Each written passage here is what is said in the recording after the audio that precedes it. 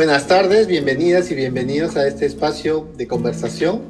Es un conversatorio que le hemos llamado El futuro de las políticas públicas en el Perú, inclusión e innovación.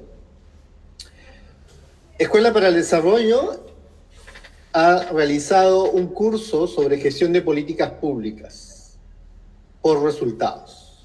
Este curso acaba de terminar y nos generaba un conjunto de reflexiones y queríamos entonces hacer un balance sobre él. Pero nos dimos cuenta que también hay otros cursos que hemos hecho sobre las políticas públicas, sobre el rol del Estado, de las empresas, de la sociedad civil en el desarrollo de los territorios.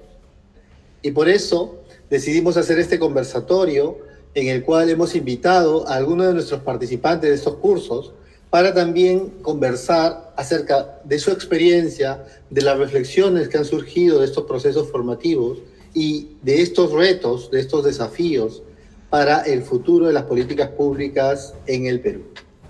Entonces, lo que vamos a hacer ahora, en un primer momento, es una ronda de presentación de quienes estamos en este conversatorio y luego continuaremos con algunas preguntas para ir generando este diálogo. Empiezo yo porque ya tomé la palabra. Mi nombre es Arnaldo Serna, de Escuela para el Desarrollo.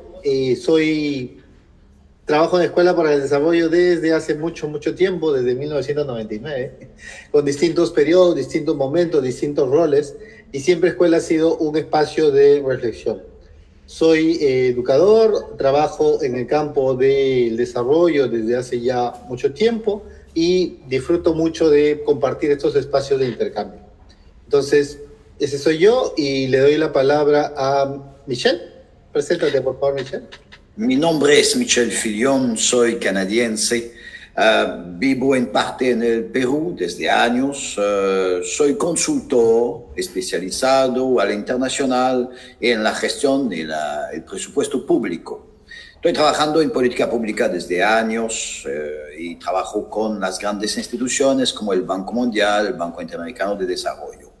Tengo varias colaboraciones ya con la Escuela de Desarrollo y es siempre un placer de poder intercambiar con profesionales peruanos. Es un placer de estar con ustedes. Gracias, Michelle. ¿Yair? Sí, ¿qué tal? Mi nombre es Yair Gómez, yo soy sociólogo de profesión, actualmente, digamos, me especializo en el tema de juventudes y gestión pública, me desempeño como investigador en la Dirección de Investigación y Desarrollo de la Secretaría Nacional de la Juventud, viendo todo lo que viene a ser el tema de juventudes, realizando informes nacionales, estados situacionales, investigaciones sobre organizaciones juveniles, entre otras cosas más, y sobre cómo mejorar todos los servicios que puede brindar el Estado enmarcado a ello, ¿no? Al tema de las juventudes. Gracias, Yair, bienvenido. Adelante, Katy. Buenas tardes con todas y todos. Mi nombre es Caterine Pozo, pero más conocida como Katy Pozo. Soy abogada feminista, militante desde hace muchísimos años. Trabajo actualmente en el Centro de la Mujer Peruana Flora Tristán. Y todos mis años de vida profesional se dedica a la promoción del desarrollo, pero especialmente vengo trabajando en el tema de los derechos de las mujeres, ¿no? Y actualmente el tema de mujeres rurales. Y en todo este proceso generando políticas públicas, ¿no? Gracias. Bien, como les decía al inicio, este es un proceso de reflexión a partir de nuestra experiencia, y la experiencia más cercana ha sido este curso de gestión de políticas públicas por resultados, que acabamos de terminar. Entonces, yo quisiera preguntarte, Michelle, ¿qué ideas, fuerza te han quedado de esta experiencia? Tu micrófono, Michelle. Disculpe, tantas cosas. Primero, la dinámica del curso, pero vamos al contenido. Hemos visto juntos la definición de la política pública, que es más que un documento escrito. La política pública es todo lo que un gobierno decide de hacer o de no hacer. Lo que quiere decir que puede haber política pública que no estén escritas aún, pero que se aplican. Hemos visto juntos el ciclo de las políticas públicas. Un ciclo que, por supuesto, tiene etapas, diferentes formas de presentar las etapas, 4, 7, 8 etapas, que empiezan con el surgimiento de la problemática, la sensibilización del público a alguna problemática común que merece una política pública, después su puesta en la agenda, la puesta en la agenda de la idea, del problema identificado, la formulación, la implementación y finalmente el seguimiento y la evaluación, la ejecución de la política. Hemos visto eso y esas etapas que se pueden ver de forma lineal, en realidad no son tan secuencial. Es lo que hemos visto en el taller. O sea que esas etapas no es un camino tranquilo que recorrimos por adelante. A veces damos pasos atrás. A veces hay aceleración y en todos casos es un proceso iterativo, o sea, un proceso cíclico, reempieza. Y cada etapa puede estar completada, como decir, la problematización puede ser clara para todos, pero otras veces la problematización no está clara y hay retroceso. Y hoy día, si me permiten un último momento, una última idea, hoy día hemos hablado de implementación, de puesta en ejecución de la política pública y todas las dificultades que hay alrededor de eso. La implementación no es algo natural. No es suficiente de tener una idea de política pública, ponerla sobre el papel y entregarla, aprobarla para que se ejecute. Porque hay gente en el terreno, hay actores que pueden estar más o menos de acuerdo con la política que ustedes están promoviendo y hacer que la implementación sea difícil.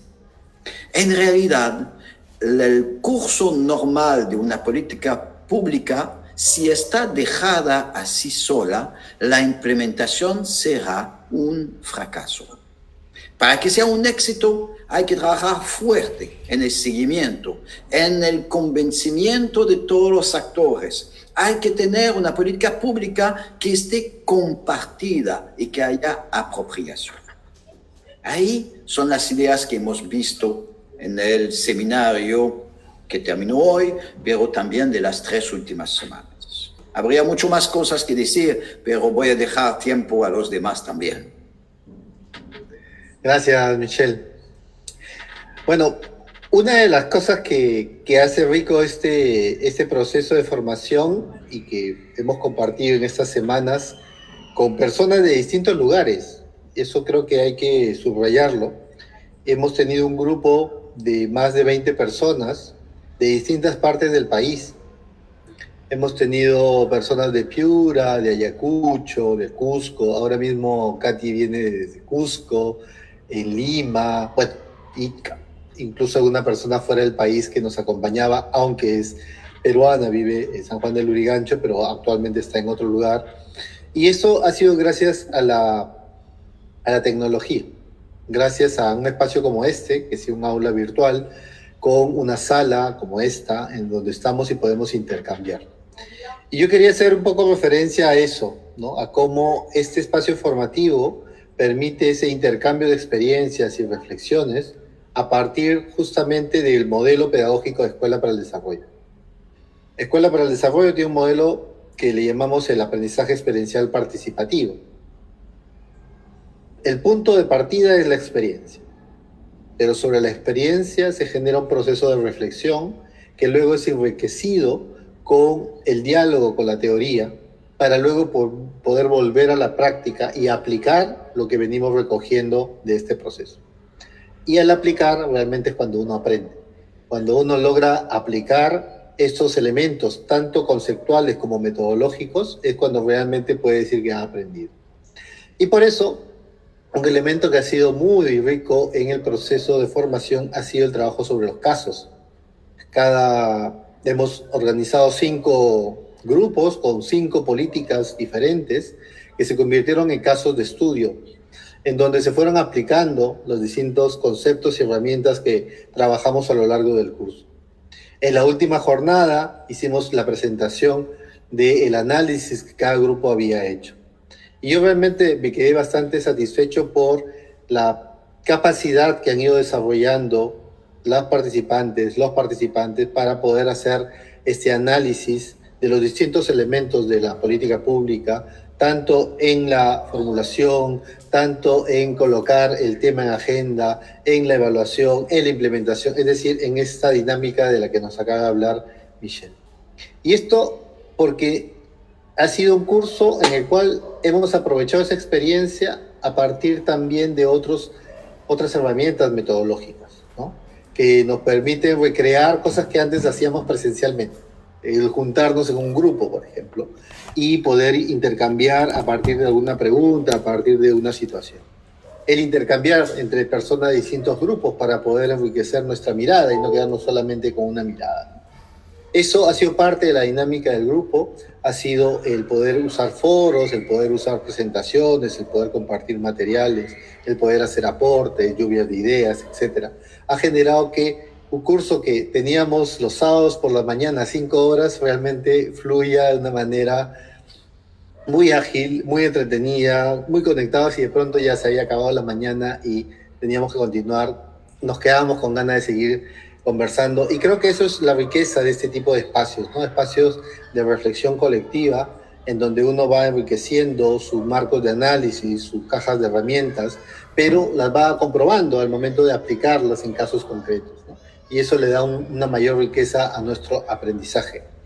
Esto es algo que nosotros hemos aplicado en este curso, pero también tratamos de hacerlo en otros cursos.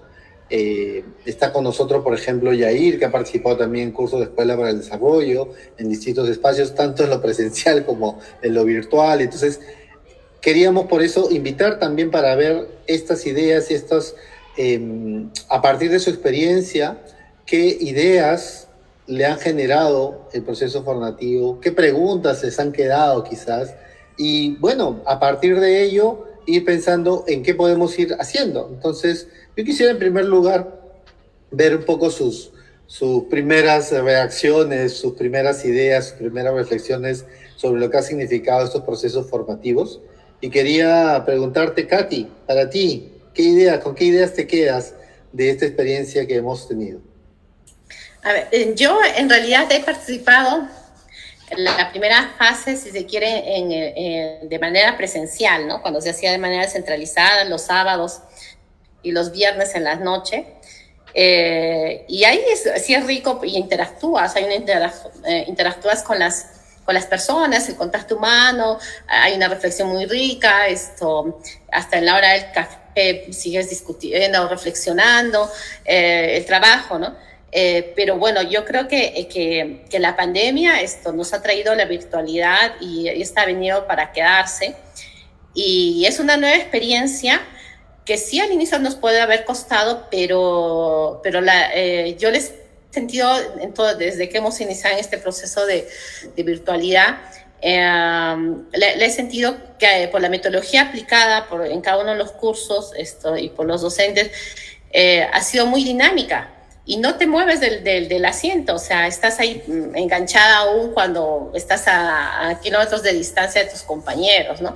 O del mismo profesor. Entonces, yo creo que la plataforma utilizada ha sido muy amigable, los trabajos en grupo, las lluvias de ideas, lo que era antes impensable que lo podías hacer desde la virtualidad, lo hemos hecho y ha fluido y ha funcionado. Creo que eso me parece que es riquísimo y que se puede seguir aprovechando. Y además es otra de las ventajas de la virtualidad, es que podemos estar conectadas de distintos lugares en simultáneo, ¿no? Quizás muchos hubiéramos tenido la limitante, si hubiera sido presencial, de estar presentes físicamente en un solo espacio físico, ¿no? O sea, eso también, porque estamos en distintas ciudades, de repente nuestros tiempos no coincidían para estar en el taller o en las clases. Entonces, eso también creo que esa es una de las ventajas que se ha producido en este proceso, ¿no? Entonces, eso es bien rico, y además de eso, Sí ha fluido mucho la participación, he visto mucho compromiso, mucha participación, ha habido muchos procesos reflexivos de parte de mis compañeros, mis compañeras, y eso también ha sido muy rico para mí, porque me ayuda a alimentarme esto y no tener una sola mirada, ¿no? O sea, no mirar a 90 grados, sino a 360 grados, y a partir de la cooperación de otras experiencias y la riqueza que traen cada uno, ¿no? Por ahí creo inicialmente. Gracias. Gracias, Katy. Bueno, Katy tiene la experiencia de ahorita. Hemos acabado el curso hace unas horas y está con esto. Yair, en cambio, ya el curso lo hizo ya hace un tiempo. Entonces, habría que ver si es que algo ha quedado, qué impresiones te han quedado. Cuéntanos, Yair. Tu micrófono está aquí. Sí, perfecto. Primero, agradecer la invitación por estar acá para una vez más dialogar y justo comenzar con ello, ¿no? Siempre la Escuela para el Desarrollo ha sido un espacio, al menos para mí, creo que totalmente de acuerdo con Caterina, de aprendizaje donde uno podía conversar, insistir. Yo suelo ser un poco insistente, dado mi naturaleza de sociólogo, probablemente siempre era muy conversador. Entonces, al tema de aprendizaje sí me ayudó mucho a poder abrirme y sobre todo ya conforme he ido creciendo profesionalmente, ahorita me encuentro ya en una parte más de investigación aplicada, entonces combino mucho de esos temas, de esas cosas que ustedes comentaban en algún momento, y pues que yo iba viendo en mi trabajo y iba viendo cómo se podían conjugar, ¿no? Entonces, no sé si, pregunto también, si va a haber una ronda o prefieren que lo haga ahora, no sé si es que incluso podría poner un ejemplo acerca de ello y una idea acerca de ello, a modo también de conversar. Por ejemplo, mucho se hablaba un poco del tema de las políticas públicas, ¿no? De un ciclo de políticas públicas, así como el tema de su implementación. Entonces, yo siempre al menos he creído, y creo que, ¿verdad?, todos creemos, así es algo así como que todos lo compartimos, que la participación es importante para poder sostener esos procesos, ¿no? Porque si no hay actores sosteniendo ese proceso, pues obviamente probablemente luego a lo largo de ¿cómo se llama?, o sea, todo este proceso se puede caer, ¿no? Pero acá viene el punto, ¿no? Y quiero en verdad polemizar, sí, es un poco por ahí, un poco no es polemizar, debatir, ¿no? No sé qué les parezca eso. Yo realmente, conforme he ido adentrando, he visto que, por ejemplo, según el Instituto Nacional de Estadística e Informática, que es lo que yo más manejo en el tema de mi trabajo, extracción de base de datos y eso, la participación, al menos en el Perú, es muy baja. Es decir, sí hay puntos focalizados de participación ciudadana, pero en verdad la participación, al menos al 2020, en general la población alcanzó un 10%, ¿no? Que es muy poco, es decir, 1 de cada 10 peruanos participa. Entonces, si bien este número podría ser aún mayor de lo que realmente nosotros esperaríamos por el tema de la pandemia, sigue siendo muy bajo. Entonces, ahí hay un problema, o una institución está midiendo mal, o en todo caso es que realmente los peruanos no estamos tan adentrados al tema de las políticas públicas. Entonces, ahí yo mismo me preguntaba cómo hacer para que una política pública pueda ser sostenida en el tiempo, si es que los indicadores, al menos los por ellos suelo trabajar, suelen ser muy bajos para poder sostener justamente eso, ¿no? Entonces, yo al menos como sociólogo también leí otros estudios, y lo que se habla muchas veces es que el Perú, incluso hay estudios incluso de Yamamoto, si no me equivoco, que es un psicólogo, que hablan de que el Perú es una de las regiones con mayor índice de felicidad, ¿no? Entonces, ¿y esto qué tiene que ver con todo lo que he comentado? Es que somos muy, no felices, sino tenemos una forma de poder ayudar al prójimo que es parte de nuestra propia cultura, ¿no? El solo hecho que estemos acá dialogando, Michael está diciendo, oye, qué chévere, Arnaldo también, conversemos, es muestra de nuestra propia cultura, ¿no? Entonces, yo me puse a pensar, ya tengo ese componente, tienen que ser participativos, evidentemente hay una lógica de participación, el tema de la política pública. A su vez hay un indicador muy bajo de participación, pero a su vez culturalmente, pues sí podría ser una buena alternativa, ¿no? Entonces ahí yo me empiezo a debatir, y gracias a los elementos que Escuela para el Desarrollo me ha dado, a decir, ¿cuál podría ser una alternativa? Usar el tema cultural, y de hecho no voy a entrarme en eso porque sé que no es una exposición a decirlo, hay como elementos como Antanas Mopus en otros países que han podido implementar algunas cuestiones sobre la base de la cultura propia para poder sostener procesos, ¿no? Entonces yo vi en este desarrollo profesional como Escuela para el Desarrollo me brindaba elementos, y yo en el transcurso de eso podía ir desarrollándolos, ¿no? Entonces, eso de las políticas públicas me parece realmente crucial, el tema de la participación, no dejarnos tampoco vencer si es cuando vemos la parte de la evidencia nos dice que la participación es poquitísima, porque en verdad es, en verdad es muy poca en general en Perú, pero ¿cómo se llama? Hay muchos elementos culturales y otras cosas más que pueden sopesar, ¿no? Entonces es muy interesante eso y pues y una vez más en esta primera ronda creo muy agradecido con las cosas que nos ha dado Escuela para Desarrollo, porque al menos a mí como sociólogo me permiten poder jugar en pared con las ideas, ¿no? Y poder aplicarlas, evidenciarlas en propuestas. Gracias. Gracias, Jair, porque efectivamente se trata de ir generando este intercambio de ideas que luego se transforman en decisiones, en acciones, y que la pregunta que nos hacíamos para este espacio tiene que ver mucho con eso, tiene que ver con, bueno, ¿cuál es el futuro de las políticas públicas en el Perú? Y este futuro, más que verlo como en una bola de cristal, se trata de identificar cuáles podrían ser esos desafíos, esos retos que se nos presentan y que podríamos plantear algún tipo de idea, solución, propuesta. En ese sentido, cuando hablas de la participación, por ejemplo, se nos plantea, hay un desafío. Disculpe, te perdí. ¿Cuáles son estos desafíos públicas? Hay un poquito de interferencia, creo, Arnaldo. Sí, Arnaldo, ¿puedes volver a repetir esto? No Repito entonces, ahora sí, ¿me escuchan? ¿Me siguen? Claro, sí, okay. Sí. Lo que les decía es que justamente en esta lógica de compartir ideas, de compartir reflexiones, ideas que luego se convierten en decisiones, en acciones, nuestro espacio, este espacio, nos lo planteamos pensando en el Perú y el futuro de las políticas públicas en el Perú. ¿Cuáles son esos desafíos, esos retos que se nos plantean? Ya Jair soltó uno, asociado al tema de la participación, ¿no? Entonces decía, Michelle, para ti, ¿cuáles son esos desafíos, esos retos que se plantean para las políticas públicas en el Perú para el futuro, ¿no? Tengo ganas de regresar sobre lo que dijo Jair, sobre la participación. Por supuesto que es un gran desafío de asegurarse que la población esté con nosotros cuando somos un instigador de una política pública. Pero quisiera dividir ese gran grupo que llamamos población en 3 subgrupos para entender bien la dinámica. El primero son la gente que se encuentra en el gobierno de diferente forma. Sea el partido que está cerca del Ejecutivo y que está en la Asamblea, los ministros, los asesores alrededor del ministro y la cúpula estratégica del Estado, el gobierno.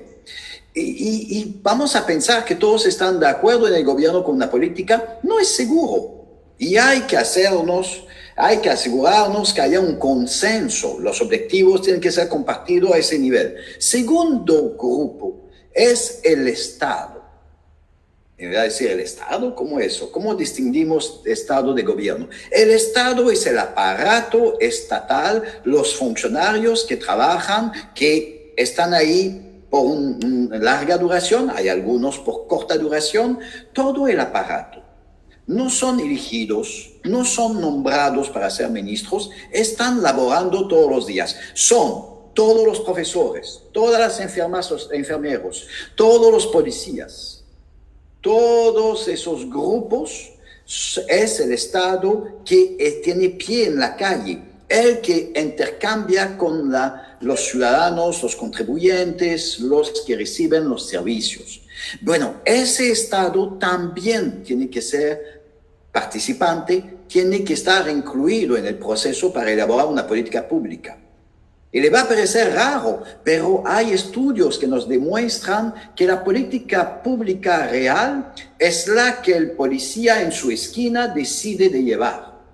Eso es la política pública real. Así que si uno quiere cambiar eso, digamos que queremos reducir la violencia doméstica, los policías de a pie, los que están en la calle, que trabajan, tienen que entender el objetivo de la política pública de reducción de la violencia doméstica para poder aplicarlo bien, compartir los objetivos, tener el proceso adecuado. Así que hay la participación de todos los agentes del Estado. que tiene mucha incidencia. Así que estoy siempre con la idea de Jair, la participación del grupo que está en el gobierno, la participación de los agentes del Estado y después la participación de la sociedad. Hablemos a menudo de la sociedad civil organizada porque decimos es ella que se puede manifestar, que tiene algunos representantes, pero hay que tomar mucho cuidado con esa sociedad civil organizada porque a veces se limita a grupos de interés o a grupos ideológicos, sin quitar ningún mérito ni al interés ni a la ideología. Pero a veces se pierde el sonido bajo de la mayoría silenciosa, que a menudo es más conservadora que los grupos, que la sociedad civil organizada. Así que en esa gran sociedad, hay que asegurarnos que los ciudadanos, las ciudadanas, los usuarios, las usuarias de los servicios, los contribuyentes puedan participar. Y ya hay diferentes formas de participación. Tomo unos segundos más. Política pública, la nueva manera de hacer participar a la gente es usando esos medios, esos espacios virtuales. Hay espacios virtuales sincrones, lo que estamos haciendo. Ahorita estamos hablando en directo y hay gente que nos miran en Facebook y pueden interactuar con nosotros. Podríamos estar hablando de una nueva política pública para el Perú así y empezar una consulta con gente que se van a conectar libremente, no tendrán que desplazarse. Vamos a tener en ese caso gente que normalmente no participan, porque lo pueden hacer ahora desde su sala, desde su cocina. También tenemos otro recurso que es la participación asincrónica, sea la que se puede hacer a distancia y que se puede hacer sobre una plataforma, se llaman los Civic Tech, y eso permite a un gran número de gente de participar. Y finalmente, para los que no están tan digital, hay que seguir teniendo actividades en presencias, donde encontramos a gente, donde le damos oportunidad de hablar. Pero esos talleres en presencia, en las nuevas formas de hacer consulta, no son los talleres para los VIP. Pienso que usan la misma expresión en español, ¿no? Las personas dicha, importante, ya las reunimos porque tienen algo que aportar. En realidad, en la nueva forma de pensar la participación ciudadana, los VIP tendrían que hablar en público asincrónico, de tal forma que todos vean cómo están tratando de influenciar la decisión pública. Y los talleres es un esfuerzo particular para asegurarnos que los que no tienen tanta capacidad con la tecnología digital puedan participar. Un poco como si invertiríamos, ponemos al revés, las antiguas maneras de pensar la consulta.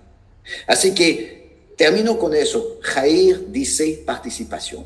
Y participación en la elaboración, el surgimiento de las ideas para la política pública, su formulación, su seguimiento tiene que ser participativo. Tenemos que abrir para que la gente, para que no sea autoevaluación.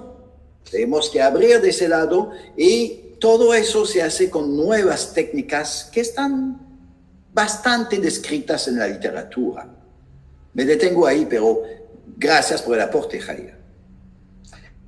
A mí me hace pensar esto que acaba de decir, sobre todo en experiencia de los TIC, como una experiencia abre posibilidades, aunque muchas veces se puede plantear también ciertas sospechas, porque se dice, es que todos realmente tienen acceso o no. Y se me viene a la mente el ejemplo de una plataforma que la tiene el gobierno regional de La Libertad, que se llama La Libertad Decide, que ha sido una plataforma que se la ha cedido la ciudad de Madrid a la ciudad de La Libertad, en un intercambio entre ciudades, para fomentar justamente la participación. Y conversando con ellos ya hace un tiempo, me comentaban su experiencia con el presupuesto participativo, ¿sí? Y con sospechas, con un poco de dudas, lanzaron el proceso y luego me contaban muy contentos de los resultados que habían obtenido. ¿Por qué? Porque ellos decían, ¿quiénes van a poder hacerlo? ¿No? Y fue interesante porque una vez que se dio a conocer, era una posibilidad de darle la voz a aquellas personas que quizás de otra manera no hubiesen llegado a ese espacio del presupuesto participativo. Y nos contaba, por ejemplo, ¿no?, organizadas, ellas mismas no manejaban mucho el aparatito, ¿no? ¿Cómo lo hago? Pero sí siempre tenían un hijo, una hija al lado y le decían, a ver, explícame, y le explicaban, y luego ella misma era quien se reunía con sus compañeras en la organización y empezaban a difundir. Hicieron sus propuestas y le pedían a sus amigas, que eran con quienes compartían esta problemática, que apoyaran su propuesta. En el mecanismo, mientras la propuesta tuviera más respaldo, más votos, digamos, iba a ser colocada en la agenda. Y entonces, de esa manera, llegaron propuestas de mujeres organizadas que de otra manera quizás no hubiesen llegado, porque a la antigua, por así decirlo, en el espacio físico, no iban a ir a ese espacio donde iban a estar, no, pero desde su celular, ahí en el mercado, ahí en la olla común, ahí donde estaban, empezaron a difundir y hicieron que sus propuestas llegaran a ser planteadas en el presupuesto participativo, ¿no? Y eso obviamente trajo consigo una mayor participación e involucramiento de las mujeres en estos espacios a partir de la Civic Tech. Ahora, aquí, a propósito de este tema de la participación y cuán inclusiva puede ser o no, ¿sí? Y en este caso específico, en el ejemplo que pongo, el ejemplo de las mujeres y sus organizaciones participando en estos espacios, ¿no? Participando en lo que es las políticas públicas, para decirlo así en el sentido amplio. Quien conoce bien el movimiento de mujeres, quien conoce bien las organizaciones de mujeres es Katy. Katy, cuéntanos, para ti, ¿cómo ves esto? ¿Qué retos hay, qué desafíos hay en las políticas públicas y la actoría de las mujeres en estos procesos? Sí, me parece bien interesante la conversación y en la línea que está siguiendo. La primera reflexión es, sí, siempre la participación clásica y tradicional, como las veíamos, por ejemplo, en los presupuestos participativos, en los procesos, etcétera, en los talleres, era con acreditación de las organizaciones, o sea, había muchos formalismos, ¿no? Y siempre había un déficit de participación de las mujeres como tal, ¿no? Por una serie de situaciones, por ejemplo, en el tema de los presupuestos participativos, porque no estaban inscritas en registros públicos la organización, etcétera, una serie de requisitos que te pedían.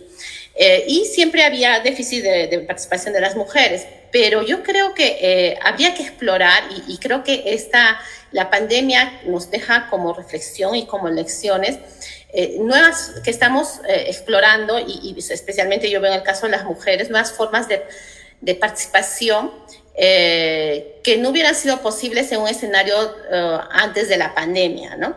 Y que tienen que ver mucho con la virtualidad. Porque muchas veces la participación se entendía como una participación física, ¿no es cierto? En un mismo espacio, todos congregados ahí. Por ejemplo, para el diseño de políticas públicas, para las consultas, para los talleres, por ejemplo, cuando se construían planes, cualquier tipo de plan, por ejemplo, plan de desarrollo concertado distrital, etcétera. Pero ahora, con la pandemia, estos 2 años, nosotros hemos experimentado que yo siento que de alguna manera se ha incrementado en los procesos que he ido acompañando el nivel de participación de las mujeres, especialmente, utilizando la virtualidad. ¿Por qué? Porque por la distribución tradicional de los roles de género, el tema del cuidado, muchas mujeres nunca podían ir al espacio físico como tal, porque tenían que cuidar al hijo, acompañar en la tarea escolar, etcétera. Entonces era imposible que esa mujer llegara al espacio físico. Pero a partir de la virtualidad sí pueden participar. Y entonces yo les cuento 2 experiencias. Una que yo vengo acompañando en el proceso del Ministerio de Medio Ambiente en el CONAMUJ, el Consejo Nacional de Cambio Climático y Mujeres, el CONAMUJ, que es un espacio de concertación que mensual nos reunimos, y ahí nos reunimos mujeres de todo el Perú, o sea, como de 15 o 16 regiones que en otras circunstancias, si no utilizáramos esta plataforma, no sería posible, ¿no? Y estamos acompañando procesos de implementación de la política del Plan Nacional Plan de Acción, Plan Nacional de Género y Cambio Climático, por ejemplo, ¿no? Entonces, ahí estamos acompañando, estamos en los talleres, hemos tenido varios encuentros virtuales, donde mujeres de las diversidades que tenemos, desde organizaciones sociales, etcétera, movimientos indígenas, estamos ahí participando. Otro proceso ya más a nivel regional,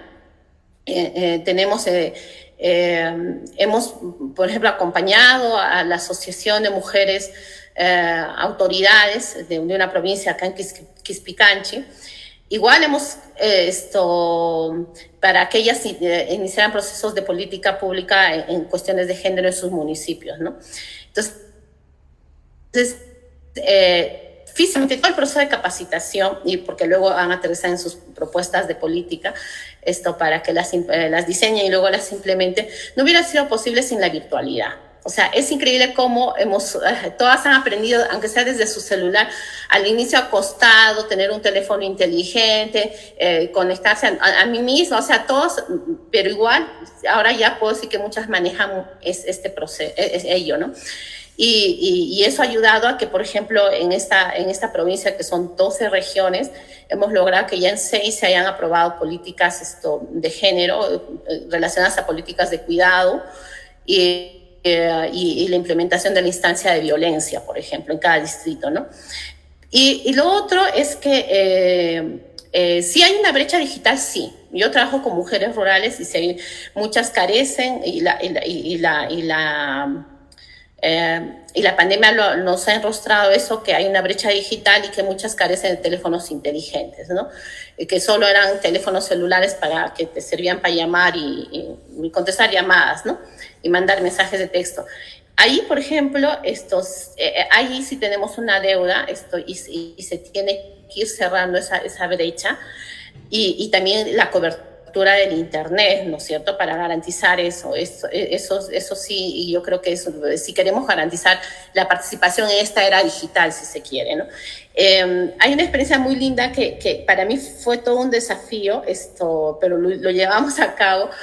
En plena pandemia, la parte más dura, hicimos un encuentro de mujeres en una provincia con sus 12 distritos, y fue un encuentro semi-virtual. ¿Por qué? Porque logramos que en cada distrito las mujeres fueran a un espacio común con una pantalla gigante y escucharan y participaran. Así hicimos trabajos en grupo y eso. Y había una plataforma principal donde estaban las exposiciones, la facilitadora y todo. Al inicio decíamos, lo lograremos y sí lo logramos, y cómo las mujeres se comprometieron y participaron activamente, y fue rico, o sea, y se logró, y a partir de eso hicimos dos encuentros, y a partir de eso se reactivó la organización de mujeres de la provincia, ¿no? Entonces, son experiencias que a mí me alientan a que permiten garantizar una participación efectiva de las mujeres con sus propias voces, con sus propias, discutiendo sus propias problemáticas, sus propias demandas, cada una maneja sus agendas. Y en relación a la política pública en sí como tal, es fundamental garantizar la participación de los actores y actoras en todo el proceso del ciclo de la política pública, ¿no? Y sobre todo, desde mi experiencia, también siento que al inicio, pues, entusiastas, felices, ya se aprobó nuestra política, nuestro plan, etcétera, ya, y luego va a fluir todito, ¿no? O sea, eso no es así. No es así, es lección aprendida. Esto no basta con que se apruebe y quede el documento impreso bonito, y no es así. Y el gran desafío, yo creo que a mí el curso me ha aportado mucho, me ayuda a pensar mucho y a generar nuevas estrategias en el tema de la implementación. O sea, ¿qué cosas tenemos que hacer para que efectivamente la política se implemente? Y una de las primeras lecciones que yo que he aprendido y que me ha ayudado a reforzar esto es que, pues, en el curso, que me ayuda a reflexionar, es que no somos seres, pues, racionales, ¿no? somos seres más emocionales y nuestras decisiones se basan en eso y no somos... o sea, no tengo una cara de funcionario que tomo decisiones y aparte de, no sé, pues de católico o evangelista, no, eres un ser único y al momento que tú tomas una decisión, todas esas, lo que es parte de tu identidad, influenciará al momento de que tú diseñes, te involucres con la política o lo tengas que implementar. Y ahí yo creo que es el cuello de botella, sobre todo para los temas que trabajamos, el tema de género, el tema de interculturalidad, y esos son procesos que se tienen que comenzar a implementar. Para mí eso es un desafío. No basta con un simple taller. Necesitamos de mucho más estrategias comunicacionales, no sé, para cambiarnos esos chips que tenemos incorporados. Eso creo que es un gran desafío y todavía para mí es un reto de ir encontrando los caminos para cambiar eso, ¿no? Es eso, mis primeras impresiones al momento. Gracias, Katy. Bueno, los ejemplos que nos das muestran cómo efectivamente la pandemia ha traído consigo estos desafíos, pero también soluciones a estos desafíos, ¿no? Y eso es sumamente importante, vinculado a esto que nos congrega, que es las políticas públicas y el futuro de las políticas públicas en el Perú. Hemos hablado desde la experiencia de las mujeres, pero nos contaba Yair que ahora él está en el campo de los jóvenes. Entonces quizás sería interesante que nos cuentes, Yair, ¿tú cómo ves esto? Los jóvenes, la participación ciudadana en políticas públicas. Cuéntanos.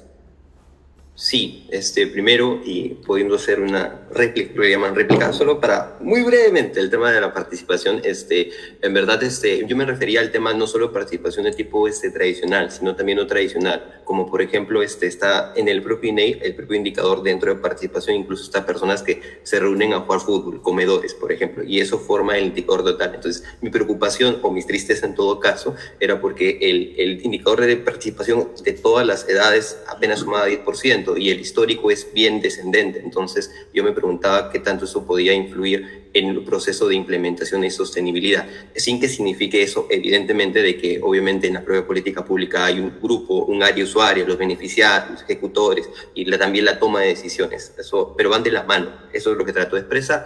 Eso asimismo, y creo que concatenando muy bien con lo que dice Catherine, habla un poco del tema de las lecciones aprendidas. Entonces, ver qué cosas funcionan y qué cosas no funcionan, de tal manera puedan ampliarse y mejorarse un poco las cosas. En ese sentido, pues paso a hablar un poco ya para el tema un poco de los jóvenes y también para el tema de la virtualidad, presencialidad, que veo que se ha podido mover bastante ¿cómo se llama? En este espectro, ¿no? Entonces, yo al menos veo en las políticas públicas de todo lo que viene a ser el futuro, el tema de los jóvenes, como primer punto, el tema, creo que a debate, el tema de lo que viene a ser guión, políticas públicas hacia futuro, juventudes, guión, virtualidad, presencialidad, está de que sí hay una tendencia mayor a la virtualidad que antes. Sin embargo, creo que por dos razones.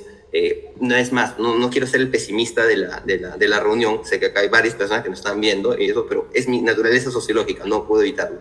El primer lugar es una hipótesis que yo planteo, el peruano suele ser muy de conexión presencial, tratar de mostrar fortalezas y afectos de manera presencial, y creo que eso nos damos cuenta de nuestra cotidianidad, pero eso es una sola hipótesis, ¿no? Ya a la parte objetiva, y acá la parte tal vez un poco disruptiva, tal vez muy objetiva, está que en el Perú la base, por ejemplo, de trabajadores, ¿cómo se llama?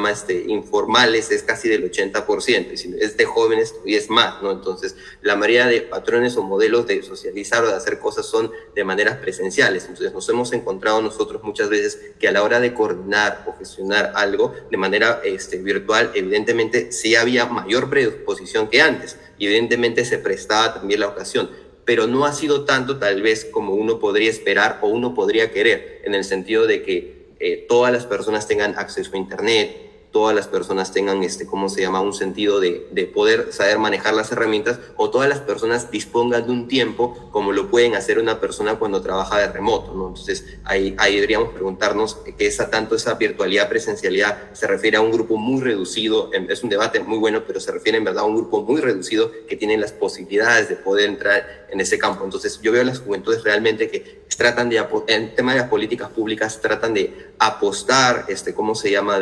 Por el tema de la virtualidad, pero por el tema de cuestiones de cosas estructurales no alcanza a un nivel bastante grande como podría ser. Eso por un lado, y por el otro, y ¿cómo se llama? Y no menos importante, y volviendo al tema de la participación, pero ya en jóvenes, no se preocupen, no voy a hablar más de participación en general, ¿cómo se llama? Sí, hay muchísima, creo que a nivel de jóvenes hay muchísima participación, pero lo que estamos viendo está que la participación en jóvenes es una participación, y creo que Michael lo mencionó, bueno, de hecho Arnaldo y también Catherine, es una participación que generalmente no se registra, ¿no? Ya estamos hablando de subregistros en tema de indicador nacional que no se ven, ¿no? Por ejemplo, tal vez hay odias comunes, pero no hay, por ejemplo, ir a recoger bolsas y donar cosas en tal lugar, ¿no? Cuando fue el tema de la pandemia, donde hubo muchas muestras y el Perú se levantó de manera cohesionada para poder lograrlo, ¿no? Eso al menos por el lado de dos aspectos, porque hablar de cómo ves las políticas públicas en las juventudes en este proceso, pues son un montón de ítems, ¿no? Hablando del tema de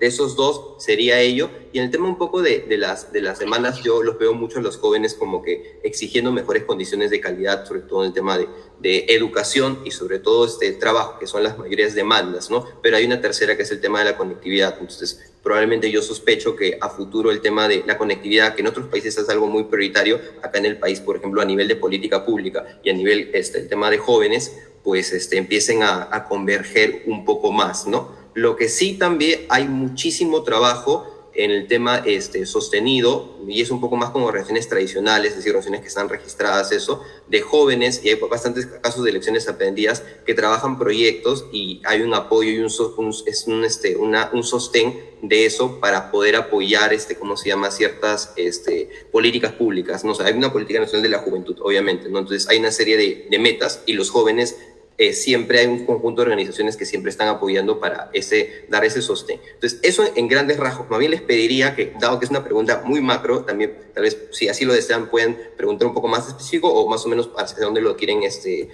ahondar un poco más, ¿no? Porque es una pregunta bien macro. Entonces, eso. Pero puedo profundizar en lo que ustedes deseen. Ok, gracias, Jair. Fíjate que es interesante esto de la información, los indicadores, los números, subregistro que puede existir en algunos campos, porque lo que estamos queriendo, en donde queremos aportar es justamente en las capacidades de los actores que están vinculados al desarrollo a partir de las políticas públicas, y entonces hemos hablado de mujeres, jóvenes, y podríamos seguir hablando de otras poblaciones también. Sin embargo, a mí me plantea una pregunta que quizás podríamos darle una vuelta a ello, asociado justamente a esto que señalaban de los cambios que se han generado en estos últimos 2 años y las posibilidades que existen para poder, por un lado, o dejar fuera o incluir, ¿no? Y aquí tenemos el gran tema de la inclusión, ¿no? Sobre este tema y el futuro de las políticas públicas en el Perú, ¿qué opina Michelle? ¿Cómo hacer para hacer frente a este gran desafío de la inclusión? Y quieres hacer el puente muy interesante entre inclusión y política pública, y por supuesto que es un tema fundamental. Hubo durante un decenio un tema de inclusión y reducción de la pobreza, y este tema se agudiza, sigue más importante. Voy a poner de lado 2 elementos que quería redondar, que era la participación con un ejemplo en Amazonas. Regresaré después sobre eso. Y también cuando Katy hablaba de los lentes que se lleva en términos de género y cómo, no mencionó el Estado, pero cómo el aparato del Estado puede mejorarse para tener lentes más apropiados. Quisiera regresar sobre eso, pero lo voy a poner de lado y contesto a tu pregunta, Arnaldo, sobre qué podemos esperar que la política pública o políticas públicas puedan hacer para incluir. En ese momento hay todo un movimiento mundial para hacer presupuesto sensible al género, presupuesto sensible a la niñez, Presupuesto sensible a los cambios climáticos y al desarrollo sostenible. ¿Y qué quiere decir eso? Quiere decir que tenemos que ayudar a los decisoras para que integren en la elección, cuando viene el tiempo de atribuir recursos a algunos programas, voy a llamarlos resultados. Cuando viene el tiempo de atribuir recursos a resultados, que se pregunten, que pasen por el filtro género, igualdad mujer-hombre, niñez, adolescentes, jóvenes y bioclimáticos y desarrollo sostenible. Así que hay una manera de incluir esos aspectos y de llevar lentes que van a favorecer considerar el conjunto. Katy decía, los cursos de la Escuela para el Desarrollo me permiten de tener una visión 360 grados. Ahí es el tema fundamental. ¿Cómo vamos a ayudar a nuestros funcionarios? Katy no es funcionaria, es dentro de una organización no gubernamental, pero nuestros funcionarios a tener lentes que les permiten mirar a 360 grados. ¿Cómo vamos a ayudar a los gobernantes a tener la misma cosa? Eso es la política pública y su lazo con la inclusión, y yo lo estoy tomando a través del presupuesto del Estado, por acercamiento presupuestal. Espero, Arnaldo, que le doy un golpe a la discusión, un hincapié en esa discusión. Sí, bueno, ahí hay un desafío interesante. Antes hacías mención a los actores, el gobierno, al Estado, en los funcionarios, en los que finalmente están en la implementación de las políticas, y a la sociedad civil, tanto la organizada como la no organizada, la que está ahí, digamos, como beneficiaria, como usuaria de los bienes y servicios públicos, y que seguramente tienen opinión, ¿no? Y cuando hablas de esto, implica efectivamente cómo hacemos que estos lentes y oídos, porque también usabas esa imagen de la voz baja, ¿no? De la que quizás no está ahí gritando, sino que, pero hay que escuchar también, ¿no? Y hay que escuchar, y a veces no es tan fácil. Y en la historia del Perú tenemos pues muchos olvidos, mucha gente que ha quedado detrás, ¿no? Mucha gente a la cual no se le ha escuchado, mucha gente que de pronto incluso a veces se le ha ignorado, en el sentido de que no se le ha considerado en la toma de decisiones, ¿no? Y hacía referencia a una experiencia que conozco, pero que creo que sería importante colocar sobre el tapete. Es esta experiencia de escuchar las voces de la Amazonía, de nuestros pueblos amazónicos. Porque ahí hay un gran desafío, creo yo, para las políticas, porque vale decir que el Perú, si miramos en términos de territorio, tendría que decir que es un país amazónico, incluso más que andino, ¿no? Es un país amazónico. Entonces, cuéntanos un poco esa experiencia. ¿Cómo ves tú el proceso y cómo lo puedes vincular a este tema de ir escuchando estas voces, ir prestando oído y ampliando esa mirada en la experiencia del vínculo con la Amazonía? Saben que la imitación es una forma de elogio. Así que voy a imitar a Katy, que dio sus ejemplos reales, ¿no? Dice, experiencias reales en las cuales yo fui comprometida. Así que yo fui comprometido el año pasado en una experiencia extraordinaria. Les cuento rápidamente, desde Washington, el Banco Interamericano de Desarrollo, tenían intención de desarrollar un gran programa para toda la Amazonas, 9 países, 5 idiomas internacionales, 400 idiomas locales, los afrodescendientes, los grupos autóctonos, los campesinos, colonos, mujeres, hombres, ven toda la diversidad que puede haber en ese gran ámbito. 40 millones de habitantes más o menos sobre el Amazonas y representa un territorio de 2 o 3 millones de kilómetros cuadrados, 2 a 3 veces el Perú. Desde Washington querían influir, querían hacer algo para ese espacio, pero no tenían todas las raíces para consultar y para alcanzar a la gente. Y ahí pidieron a mi empresa, a mí y mi equipo, de ayudarles y de reunir en unas semanas 400 personas en diferentes idiomas de diferentes países y pedirles cuál era el problema mayor que ellos identificaban en Amazonas. Y antes, Katy hablaba de la dificultad de alcanzar la brecha numérica digital y teníamos mucho temor de eso, pero hemos alcanzado a reunir gente del sur de Surinam, del sur de Guyana, de Roraima en Brasil, gente que nunca habían participado en una actividad de consulta, o sea, de su estado, de su gobierno, o del Banco Interamericano de Desarrollo o del Banco Mundial. Roraima es un ejemplo, era tan lejos que para poder llegar a los hogares de reunión podía demorar 2 días. Así que, pero con el celular, los teníamos en línea.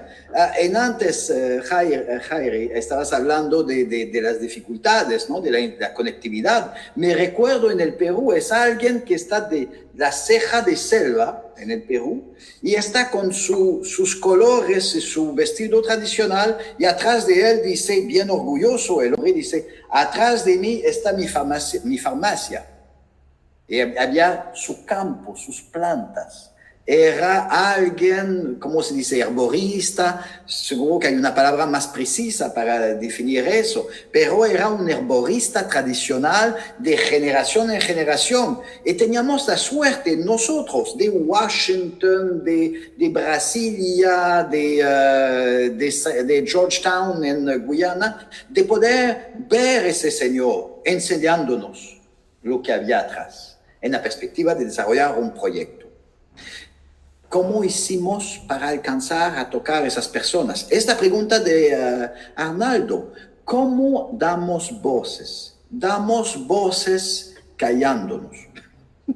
Damos voces diciendo, hola, aquí estamos para escucharle a ustedes. Díganos cuál es el problema. Sencillo, yo usé el sistema problema, identificación de varias soluciones, una solución que le parece buena y ¿qué son los desafíos en la implementación?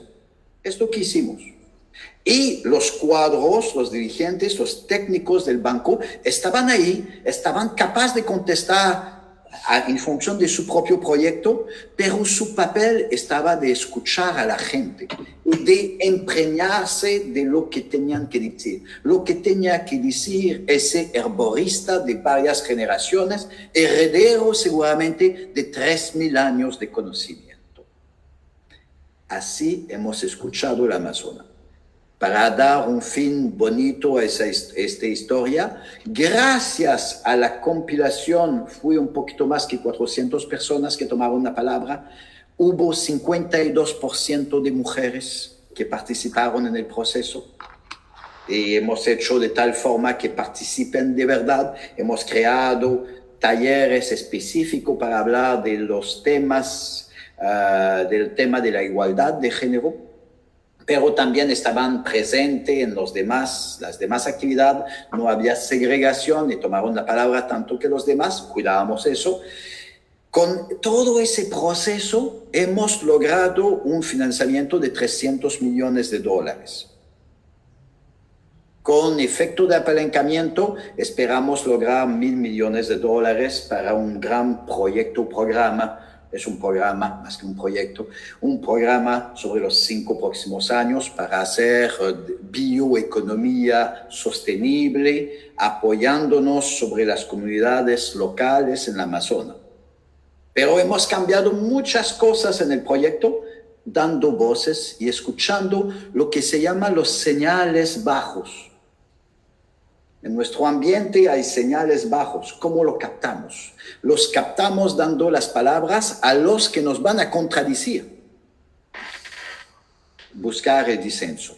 Me detengo ahí porque si no no voy a parar de hablar de eso. Pero ahí me parece que hay una experiencia significativa, de la cual podemos rescatar cosas. No excluyo la brecha, ¿me entienden bien, amigos? hay brecha digital. También hay dificultad de alcanzar, pero esos sistemas mixtos, de lo cual Katy habló, lo pude ver en la Amazonas.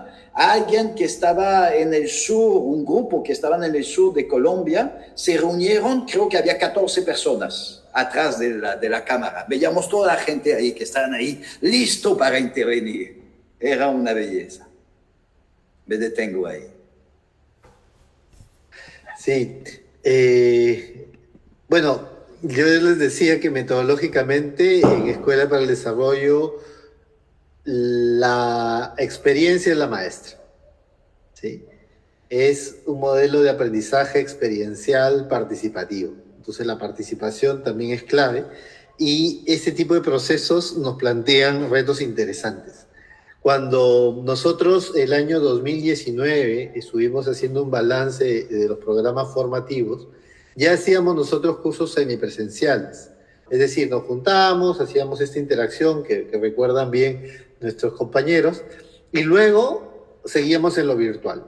Pero nos dimos cuenta que lo virtual era débil y quisimos entonces hacerlo más amigable y explorar las nuevas tecnologías que había o la riqueza de herramientas que había que nosotros mismos no conocíamos y no utilizábamos tanto.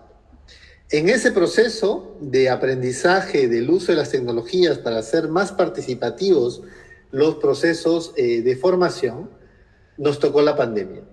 Y fue muy curioso porque fue un curso sobre tecnologías de conocimiento, innovación, etc. Y entonces estábamos haciendo un curso que era semipresencial, teníamos 2 jornadas completas presenciales con uno de nuestros colaboradores que maneja mucho estas herramientas, nos entrenó en el uso de las herramientas y luego pasamos a la parte virtual. Y entonces justo la última clase fue el fin de semana previo a la cuarentena, ¿no? A la quincena de marzo, y entonces hicimos la parte, todos nos decían que había estado todo calculado, pero no, fue una feliz coincidencia que nos permitió estar preparados para trabajar en lo virtual. Y yo creo que ahí hay un desafío importante en el campo de las políticas públicas en el país, que a partir de nuestra propia experiencia podemos ir poniendo al servicio, ¿no?, de este fortalecimiento de las capacidades de los agentes del desarrollo, ya sea gobierno, ya sea Estado, ya sea sociedad civil, ¿no? Ahí creo que hay un aporte importante. Hay una pregunta que nos viene del Facebook, vamos a colocarla aquí sobre la mesa. Dice, ¿cuál sería el primer paso para hablar con quienes estarían en contra de la política? A ver, empecemos, a ver qué tal si empieza Katy. ¿Cuál sería el primer paso desde tu experiencia para hablar con quienes estarían en contra de una política? A ver, primero, cuando vas a diseñar la política, y primero identificas tu problema. Al identificar tu problema tienes que tener bien mapeado a todos tus actores y actoras, o sea, y ahí en tus actores eso lo tenemos claro. Tienes personas neutrales, tienes opositores, tienes los mismos que van a implementar, bueno, diversos actores, ¿no? Y sí, nos encontramos, siempre va a haber un opositor, o sea, eso es cierto, o sea, no a todos les gusta, no todos pensamos igual, y entonces, y eso es lógico. Entonces, ahí se tiene, desde el momento de cuando sí tienes bien identificado eso, tendrás que establecerte estrategias para neutralizar a tu opositor, de alguna manera. Esto es un buen escenario, o si no, que por lo menos convencer o ya que no influya negativamente en contra de tu política, ¿no? Entonces, eso es clave. Y a nosotros, por ejemplo, eso es una lección para mí aprendidísima cuando recién comenzaba a trabajar el tema de políticas, porque en el tema de género siempre vas a tener opositores, o sea, siempre, ¿no? Entonces ya sea por desconocimiento, por fanatismo, por creencias, etc. Entonces, ahí es procesos de diálogo, sí, es una de las estrategias, es el tema de por ejemplo, una cosa es fundamental, el tema de las cifras, la investigación, la evidencia, eso, por ejemplo, funciona muy bien. Y es a través de una de las cosas que puedes convencer, ¿no? O sea, y entonces, si en todo el ciclo de la política, desde su diseño en su implementación y todo eso, siempre vas a tener a estos opositores. Entonces, hay que estar siempre alertas con ellos y tener esas estrategias, ¿no? Una de las cosas que me suscitaba lo que Michelle y la pregunta también de Arnaldo sobre la inclusión y el futuro de las políticas públicas, para mí era impensable hace 25 años o 20 años que, por ejemplo, que el tema de la violencia, por ejemplo, hacia la mujer sea un tema más sensible y esté en la agenda pública y que, por ejemplo, a un ministro se le cuestione por haber sido violentado, ¿no? Antes estaba más naturalizado, entonces la sociedad reacciona, ¿no es cierto? Entonces esto ya, y yo creo que a nivel de país, o sea, para no ponerme en el plano pesimista en estos días tan grises que tenemos en nuestro país, donde a veces sentimos que no tenemos salidas, siento que a nivel de políticas y normatividad sí se ha avanzado bastante, ¿no? O sea, yo creo que el desafío está en cómo implementamos estas políticas, y yo creo que una de las grandes barreras o desafíos que tienen que ver con la inclusión es justamente temas que tienen que ver más con nuestras subjetividades como seres humanos, ¿no? Como país, o sea, y que son cosas que las arrastramos desde la época de la colonia, ¿no? Como el tema del racismo, la discriminación, colocarnos en una sociedad como de castas, segmentada. Esa es una de las cosas que creo que es uno de los grandes desafíos que impide un poco la implementación adecuada de ello. Y también el tema qué me hace ser mujer, qué me hace ser varón en esta sociedad, ¿no? O sea, qué me construye. Entonces, y de qué ropas estoy vestida, ¿no? Si estoy vestida desde mi concepción evangélica, religiosa, mis creencias, o desde mi masculinidad más machista, homofóbica. O sea, ahí yo creo que es el desafío. O sea, y eso sí influye directamente en la aplicación de las políticas. Y no solo estoy hablando de género, sino, por ejemplo, este tema de la anemia, no sé, en el tema del cambio climático, en cualquier política que se diseñe. Entonces, ahí yo creo que para lograr esa inclusión tendríamos que trabajar y mirar. O sea, a veces me rompo la cabeza con eso, o sea, ¿por dónde vamos yendo? Y digo, no me tengo que desesperar porque son cambios generacionales, o sea, no es de la noche a la mañana, pero sí tendríamos que iniciar ese proceso, ¿no? Gracias. Uh-huh. Gracias a ti, Katy. Yair, sí, ¿te provoca algo? Me provoca decir muchas cosas, sí. Mi naturaleza es así, tanto de mi profesión como yo, así que estoy al unísono. Yo, dos cositas, ¿no? Primero, respecto a la respuesta a la pregunta, sí tengo la misma precisión de Catherine, de un mapeo siempre viene bien, de hecho es súper necesario. Y bueno, creo que también el tema de saber hasta qué punto, en el mejor sentido de la palabra, saber cuáles son los alcances de lo que uno está planteando en la política y saber hasta qué punto ceder, ¿no? Porque siempre va a haber personas que van a querer opinar en ese proceso y evidentemente no van a tener la misma perspectiva de los hacedores de políticas públicas. Policy makers, creo que le suelen decir, ¿no? En fin, entonces en ese proceso pues hay que saber qué cosas uno podría ceder y sobre todo cómo comunicar, ¿no? De base el tema del diálogo. Y como dice Catherine, pues siempre va a haber evidentemente grupo de personas que no necesariamente con las mejores intenciones, sino tal vez con puede ser otras intenciones X y Z que no necesariamente se han de aportar, ¿no? Entonces creo que la clave es el diálogo y un buen mapeo y un buen proceso técnico, ¿no? Que considere más o menos la comunicación, el diálogo y también un proceso de planificación de hasta qué punto podría cambiar el planteamiento inicial, ¿no? Saber los límites me parece algo totalmente fundamental y no verlo como algo súper estricto, ¿no? Al 100% va a ser así. Por eso debería plantearse el hacedor de políticas públicas qué tanto podría cambiar, ¿no? Desde el comiencito.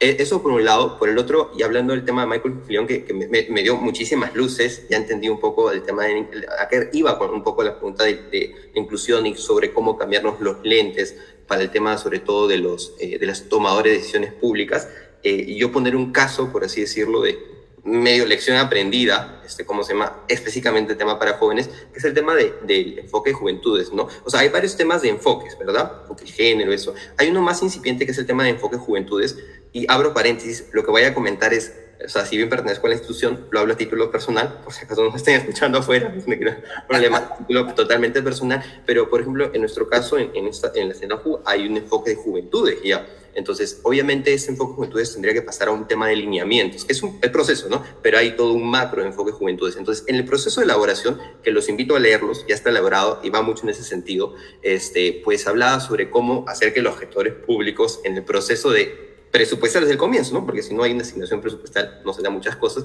En el proceso de políticas públicas, llámese iniciativas públicas en general, proyectos políticas públicas, cómo hacer ese filtro y ¿cómo se llama el tema de gestión pública, ¿no? Perdón, el tema de jóvenes. Entonces, lo que ahí se vio ver, por ejemplo, era de que se tenía que, como dice Michael, poder escuchar a la gente, pero en la parte práctica ya eso vendría a ser hacer un triángulo, ¿no? Ver a los jóvenes en cuanto a sus necesidades, demandas y trayectorias de vida. Y eso supuso un cambio, al menos un poco, de la forma de ver las cosas y cómo incluir grupos. Porque si tú ves a los grupos de interés, grupos de interés, ¿cómo se llama? Como solo necesidades o sus brechas, yo creo que en verdad ahí no da para más, y creo que muchos de los procesos se frustran ahí, incluso de un proceso de política pública. Tienes que verlos también sus demandas, ¿no? O sea, que no demandan en el sentido de qué piden, sino más o menos cómo se estructuran generacionalmente, por ejemplo, etcétera, etcétera. Y un tercer punto es el que también nosotros propusimos, que es de trayectoria de vida, y acá sí me voy a tener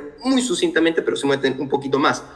Es lo mismo, por ejemplo, a ver, en ese proceso, y también lo dejo ahí para eso, en el proyecto de trayectoria de vida de género, de este caso específico de jóvenes, que es donde me especializo, un joven rural que un joven urbano en su proyecto educativo de empleo, que no es para nada eso. Entonces, si vas a usar una iniciativa pública, pues tienes que, en el proceso de hacer el enfoque, no tienes que dejarlo a la volada, no tienes que decir trayectoria de vida, que hay cuestiones diferenciadas. Entonces, lo que nosotros vimos de manera muy aplicada es, por ejemplo, que el joven rural suele tener un aspecto de vaivén, ¿no? Sale de su comunidad, va a estudiar, ¿cómo se llama?, en una ciudad o a la urbe más cercana, y luego vuelve a aportar. Hay varios estudios sobre ellos que generalmente son sobre Carolina Trivelli, ¿no? Entonces, en cambio, y siempre tienen una ocupación, hay un sentido de ocupado, de ocupación propiamente en el sentido más amplio de la palabra. En cambio, el joven urbano puede transicionar de voy a ver qué voy a estudiar, a ver qué hago, más o menos, y es parte de la lógica del tema urbano. Entonces, si tú vas a tener y ponerte los lentes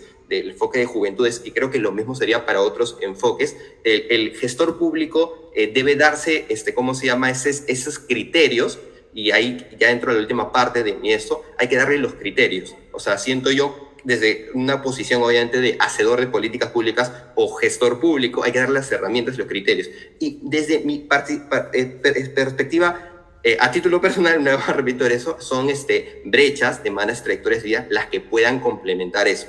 Finalmente, en ese proceso y en ese texto, que me parece una lección aprendida porque luego se socializó y a la mayoría de personas les parecía muy adecuado, o sea, el tema de la evaluación, de si estaban en el cumplimiento del tema del enfoque, se prefirió que fuera un tema de evaluación mucho más cercano a todos. ¿Y cuál fue? Yo sé que puede ser polémico, no lo sé si lo es, para mí creo que es muy acertado, fue el de las lecciones aprendidas. Porque alguien, por ejemplo, alcalde que aplica el enfoque de juventudes, quien fuese, no va a estar probablemente llenando un tema de indicadores así como que puntuales y eso, sino va a ser un aspecto más cualitativo probablemente, que luego va a poder replicarse y luego va a poder socializarse. Entonces, en líneas generales, poder ponerse los lentes de un enfoque, poder incluir, como se está hablando, incluir desde estas problemáticas a las personas en general, implica que se dé al hacedor público, ¿cómo se llama?, los criterios que desenvuelvan en diálogo, así como también las herramientas, ¿cómo se llama?, metodológicas y todo lo que es necesario para que puedan facilitarles, y también que tengan un marco de acción. Porque si tú a un hacedor de políticas públicas tú le das un documento y lo encasillas en que solo puedes hacer esto, ¿qué tal si la naturaleza de su institución no va con eso? No va. Entonces hay que también tener un excelente balance entre los criterios y entre también la fortaleza del marco propiamente, ¿no? Entonces, esas dos cosas creo que combinan muy bien el tema de enfoque de juventudes, y yo creo que podría ser, se nutren, porque en verdad el enfoque de juventudes es más joven, bueno, valga la redundancia, respecto a los otros enfoques, que el enfoque de género, que ya lleva un buen tiempo institucionalizado y que se va a repotenciar, ¿no? Entonces, más o menos por ahí va, y creo que puede ser un aporte, ¿no? A esto que estamos comentando. Sí, gracias, Jair. ¿Me permites de avanzar sobre la primera pregunta? Porque hay una segunda pregunta y el tiempo corre, pero antes de ir sobre la primera pregunta, dar un ejemplo concreto. ¿Cómo podemos ayudar el Estado, lo que llamó el Estado, o sea, todos los funcionarios, los agentes que trabajan en la calle, cómo los podemos ayudar para que tengan lentes? El método canadiense, en este momento, todos los funcionarios están en la obligación de seguir un curso en línea que se llama Análisis Sexo Específico Más. Y el más es para entender todas las demás identidades. Katy hablaba de las diferentes identidades que tenemos, ¿no? Estamos vestidos, yo soy cristiano, yo soy partido de izquierda, yo soy mujer, hombre, gay, etc. Tenemos cada uno nuestra identidad múltiple. Así que el funcionario tiene que seguir una clase, un curso que le permite entender toda esa variedad de identidad y preguntarse, el servicio público que ofrecemos, el bien público en el cual me preparo a invertir, ese bien público, ese servicio, ¿atiende de la misma forma a todos los públicos o tengo que adaptarlo un poquito para que atienda a todos? Y una de las preguntas que se tiene que hacer dentro del curso, una de las preguntas es decir, ¿lo que estoy proponiendo considera solamente mi experiencia propia como persona o considera el conjunto de las experiencias de lo que puedo identificar como mi público? Ven la fuerza de eso. Y si cada funcionario tiene eso, está trabajando sobre sus prejuicios. Por supuesto que nada está perfecto, ¿no? Pero es una forma bien práctica. Estoy dando una forma práctica a lo que decías, Jair, que era bien claro también, pero estabas hablando de las necesidades. Con eso estoy diciendo cómo se puede hacer día a día, mañana, haciendo una cosa así. Pero quiero contestar a la primera pregunta. Primero me van a permitir de hablar de mi tía, que era una bruja. Una tía bruja que leía en el futuro en el casino, en las tarjetas de casino, naipes, los naipes. Leía el futuro en los naipes y tenía una fórmula estupenda que va exactamente en el sentido de esa pregunta. Ella abría las cartas y decía, bueno, vamos a empezar para leerte el futuro en lo que estás esperando.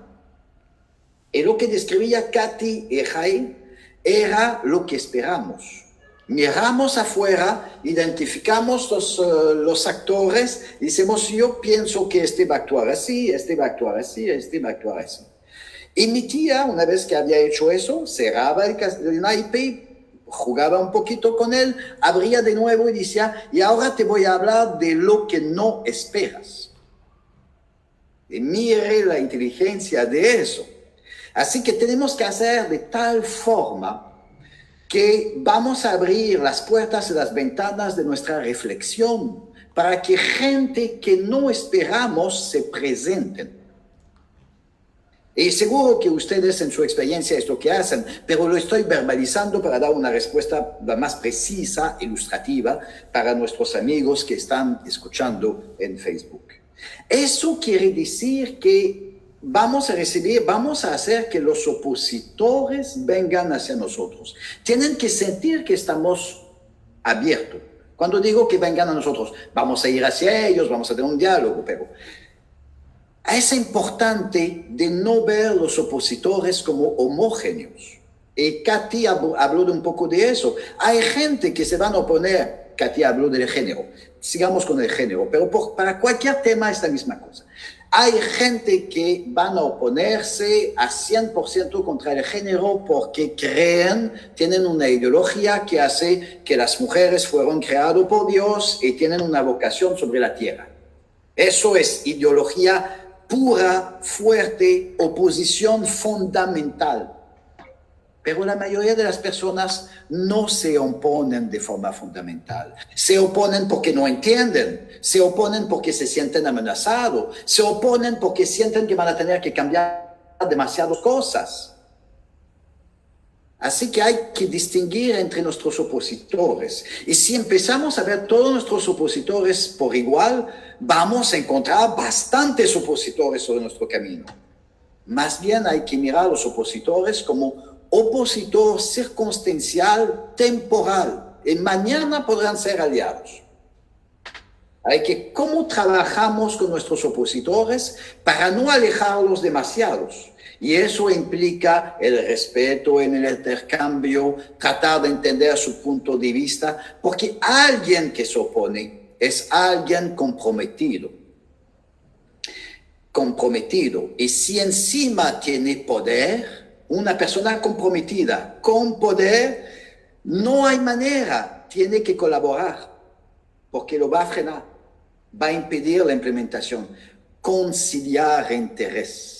Y a veces significa negociar algo, ceder algo. Y Jair decía, difícil para mí pronunciar tu nombre, lo siento.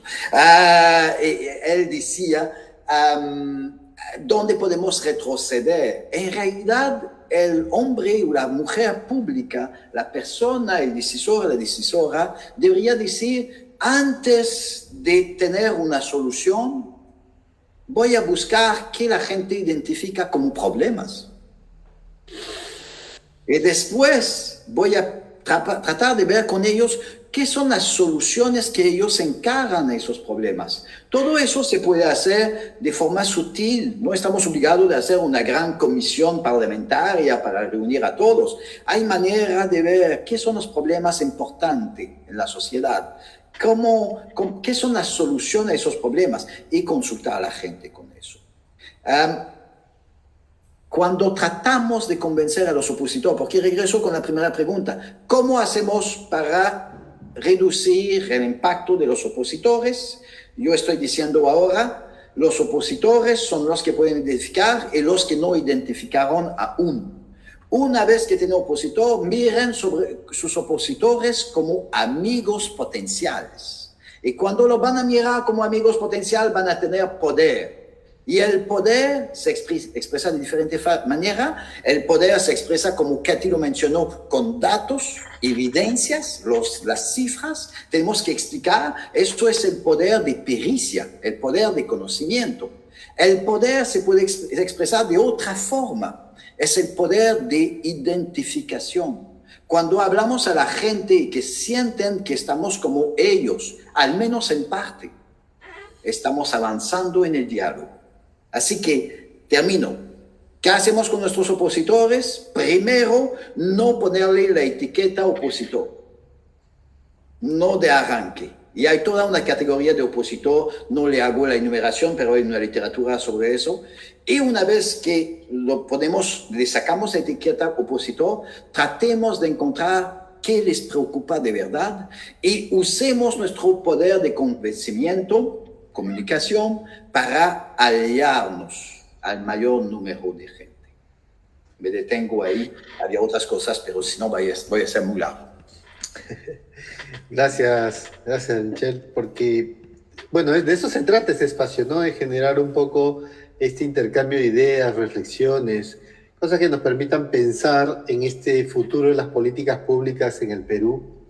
Y habíamos hablado en un inicio de la participación, luego de la inclusión, y ahora tenemos una pregunta que yo quisiera, si bien es cierto es sobre la participación, quisiera que la asociemos también a esta dimensión de la innovación, porque el mundo está cambiando, hay cada vez nuevas herramientas y tenemos que inventarnos nuevas cosas para poder hacer frente a los grandes desafíos que tenemos. Voy a leer la pregunta, pero como les repito, creo que podría ser vinculada a esta dimensión de la innovación.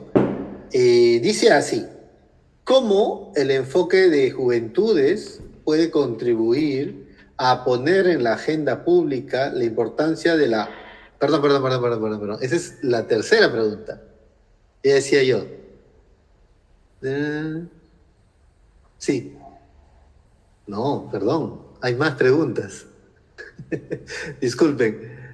La pregunta que yo había visto vinculada a este tema de la innovación dice así: ¿cuáles serían las reformas que se necesitan realizar a los actuales mecanismos de participación ciudadana para que estos logren realmente participar del ciclo de políticas públicas?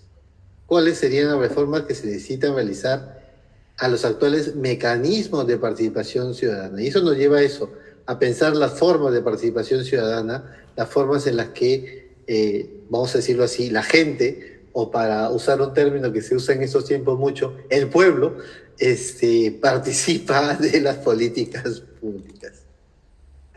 A ver. ¿Quién se anima? A ver.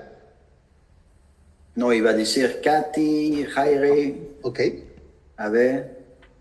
Sí, solo, a ver, en relación a esta pregunta, sí, en realidad los mecanismos de participación ciudadana que están en la ley de participación ciudadana, en realidad han devenido en saludos a la bandera y muchos gobiernos locales, gobiernos regionales, finalmente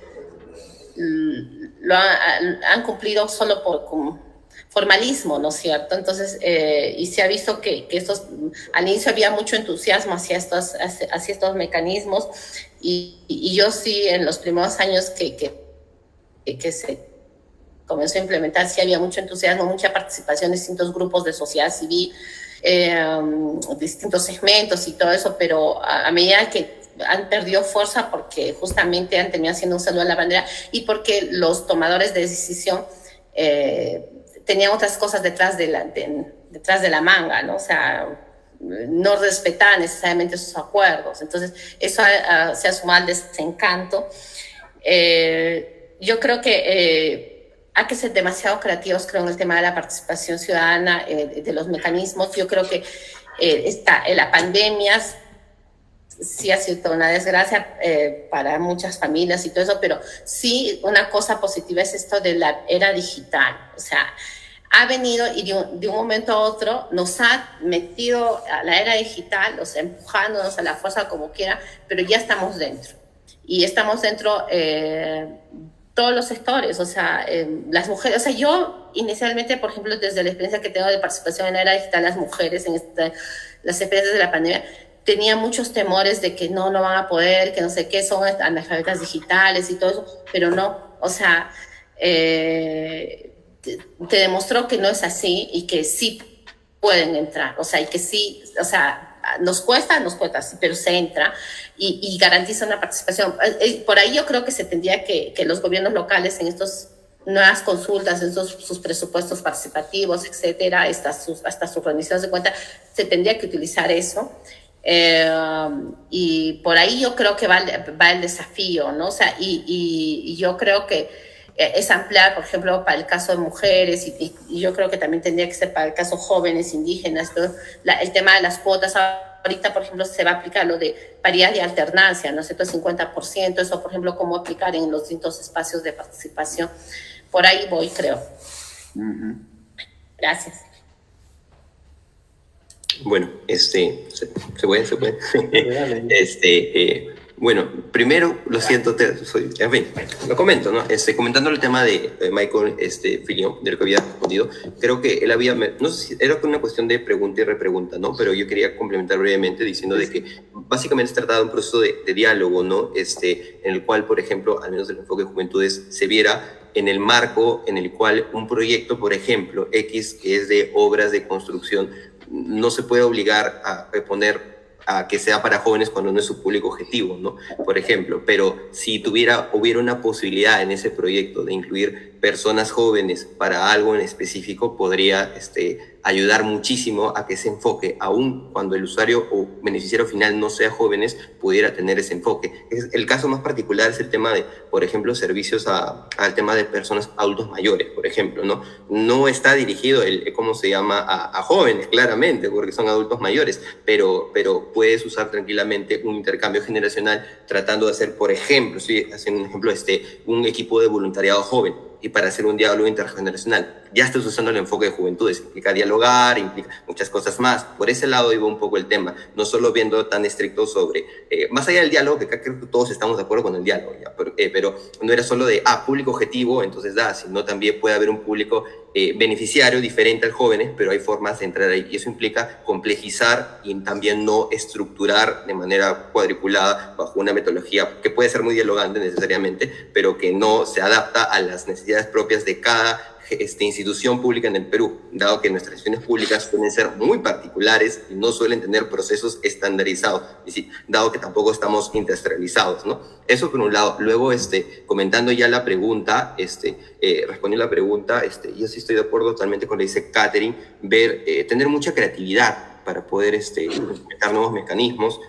Yo pongo acá un ejemplo que puede generar suspicacias no, pero sí puede generar un poco, también ser un poco hasta chistoso, pero en la práctica mal que bien ha funcionado, ¿no? Por ejemplo, el tema de la vacunatón, cuando estaba en el tema de los jóvenes, no sé si Arnaldo, Michelle, Catherine lo vieron, estaban bailando Power Rangers, qué sé yo, ¿no? Era una forma de poder acercar a una cierta población segmentada, evidentemente, ¿no? Exactamente, y por más que suene bastante, porque acá el público nos puede ver, puede haber personas que digan, bueno, pero eso es medio, no ilógico, muy, se ve mal, ¿no? Pero francamente funciona, y actualmente las juventudes actuales y las nuevas generaciones se mueven más o menos ese aspecto. Entonces habría que hacer un aspecto creativo para poder llegar hacia las nuevas formas de socialización que tienen los jóvenes, ¿no? Que pueden ser formas nada tradicionales. No me adentro a decir ejemplos porque pueden sonar bastante, o sea,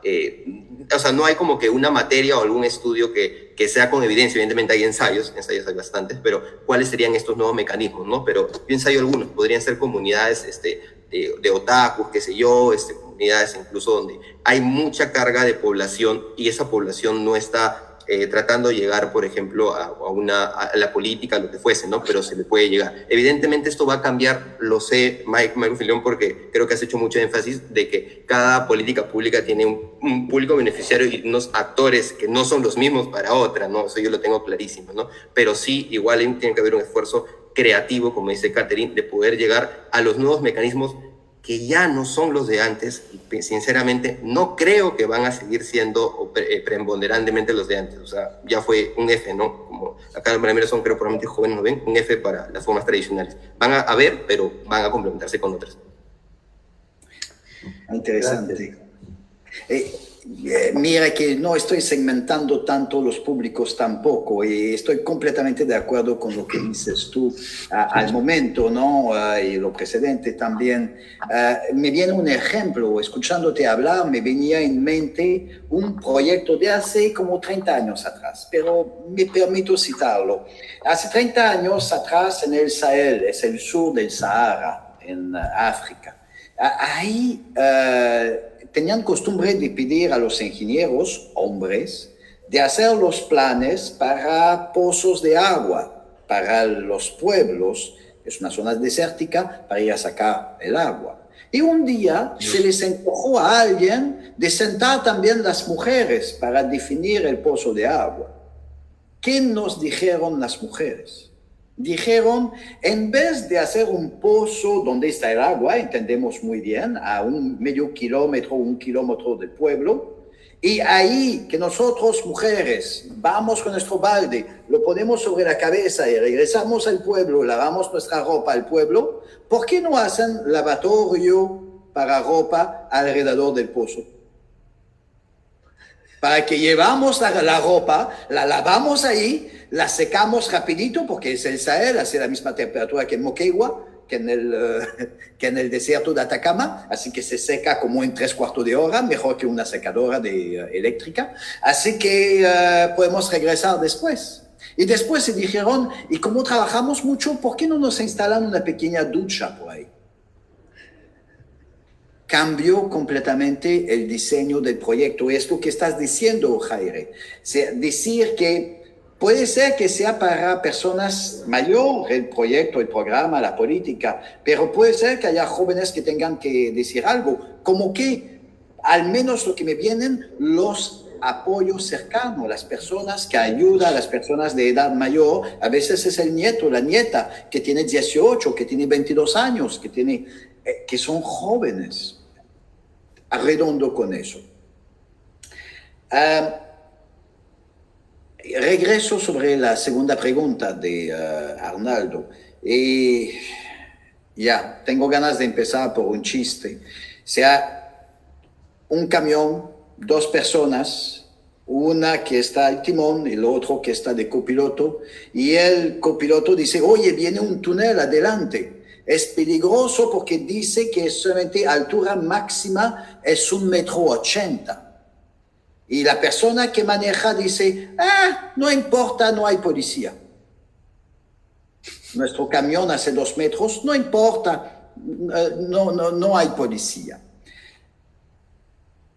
La consulta, la participación ciudadana es un túnel de 1,80 m. Hay que ir más allá de lo que dice la regla para ser prudente. Voy a aterrizar eso. Nuestra sociedad, en el Perú y en todas partes, debido a las redes sociales y a todos los discursos que hay, la propaganda, los discursos complotistas, todos esos discursos, hay una desconfianza generalizada en los gobiernos y en el Estado. Hay una desadhesión, hay gente que se retiran y hay, como se dice en español, gente que dejan la escuela, los abandonos escolares. Bueno, hay abandonos sociales en este momento.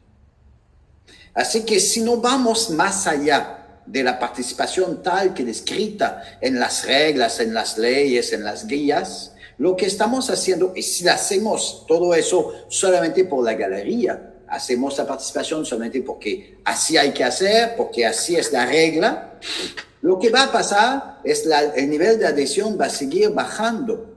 Cacerolas, gente que protestan en las calles, gente que no pagan sus impuestos, gente que son cínicos en relación con el bien público, se va a incrementar.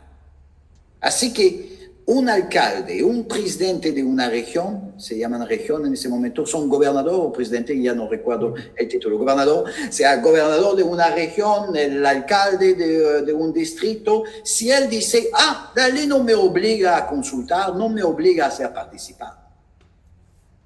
O sea, no es porque no te obliga que no es necesario. Hay que innovar y buscar la forma de reducir el abandono social, reducir la pérdida de adhesión, aumentar la apropiación del bien público para que el país sea competitivo. Ya, yo conozco el Perú desde 30 años porque vivo en parte en su país. Lo que constato es que en los 12 últimos años, más o menos, no hubo tanto crecimiento en términos social. Hubo al inicio de los 2000, pero hay como un estancamiento. Es como si habrían dado un golpe, como lo dieron en los 70, para los que leyeron algo de historia. En los 70 dieron un golpe acelerador, 70, 75, había la pesca y todo lo demás. Dieron un golpe de acelerador también en los 2000. Pero hubo un momento que se estanca. ¿Y qué nos va a hacer? ¿Qué va a hacer que el Perú va a cruzar ese techo de vidrio? Como para las mujeres. Hay un techo de vidrio para el Perú para pasar a país desarrollado. Y ese techo de vidrio está hecho de un compromiso real de los decisores, de las decisoras, un compromiso que no sea cínico, que dice, tenemos que innovar para que la gente adhiere a nuestras políticas públicas. No tenemos que hacer participar por así, o porque es la ley, sino para que funcione. O sea, se tiene que hacer con corazón. Alguien dice, ¿qué tendríamos que agregar para que funcione? ¿Qué serían las reformas que se necesitan para realizar a los actuales mecanismos de participación ciudadana y que funcione? Lo que me venía, la primera respuesta es decir, agréguenle corazón, sinceridad, transparencia. Me detengo ahí. Espero estar ayudando. Bueno, hay creo varias ideas. Yo me permito hacer una conexión con algunas de las cosas que hemos escuchado y parto de esta mirada intergeneracional, que es una de las diversidades que tenemos, ¿no? Y me hace pensar a mí en otros procesos que se están dando, que creo que son importantes de tener en cuenta, ¿no? Pandemia nos dice, aprendo en casa, tecnología, no voy a la escuela. Ahora es el retorno a la escuela. Y la idea es volver seguros y todo lo demás. Creo que la gran oportunidad de cambiar, de transformar, de innovar la escuela, la hemos perdido. Porque como que quieren todos regresar a lo mismo de antes, cuando en realidad podríamos realmente haber transformado la educación. Y una de las cosas, por ejemplo, que está en el sistema educativo diseñado así desde hace muchísimo tiempo y que viene de este modelo más de fábrica, en donde separa los productos por fecha de fabricación. Entonces aquí los niños de 6 años, aquí los de 7, aquí los de 8, cuando en realidad en la vida estamos pues el de 5 años con el de 20 y el abuelo de 70, o sea, ¿sí? Y así vivimos y tenemos que aprender a convivir en esa diversidad. O sea, hoy en día entonces hay algunos espacios en donde se está invitando a activar la inteligencia colectiva de la sociedad, integrando no solo equipos multidisciplinarios, sino intergeneracionales. Y el desafío está en buscar soluciones a los problemas que hay ahí en el territorio. Se hablaba antes de sociedades, organizaciones, ahora se habla de planeta, el planeta que aprende, ¿no? Y que busca soluciones a los problemas que existen. Y ahí creo que hay un reto interesante asociado a la innovación. ¿Cómo activamos esa inteligencia colectiva para dar solución a los problemas que tenemos como actores de un mismo territorio? Y si lo vemos como una política pública, en ese sentido de lo que hemos creado como sociedad desde hace mucho tiempo, estados, ¿no? Que estados que ciertamente muchos están cuestionando, ¿no? Sobre todo cuando hablamos de estados que son sectoriales y que no buscan esa integración. Pero también se está cuestionando incluso procesos como la democracia, ¿no?